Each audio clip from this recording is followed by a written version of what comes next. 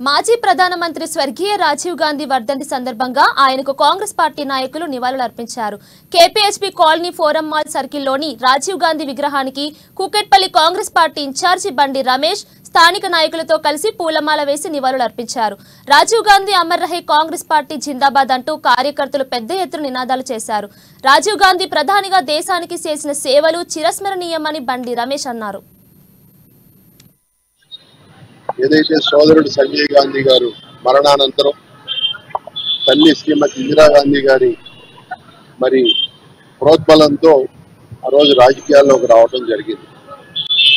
ఆయన రాజకీయాల్లోకి రావటం ఆ రోజు భారతదేశానికి ఒక ప్రశ్నించే నాయకుడిగా, భారతదేశానికి ఒక యువ నాయకుడిగా, పలు దేశాల్లో తిరిగిన ఒక అన్ని అనుభవం ఉన్న వ్యక్తిగా ఆయన రాజకీయాల్లోకి వచ్చి మరి భారతదేశానికి ఒక దశ చూపించినటువంటి వ్యక్తి రాజీవ్ గాంధీ గారు. మరి రాజకీయాల్లోకి వచ్చి ఒక యువ రాజకీయవేత్తగా కాంగ్రెస్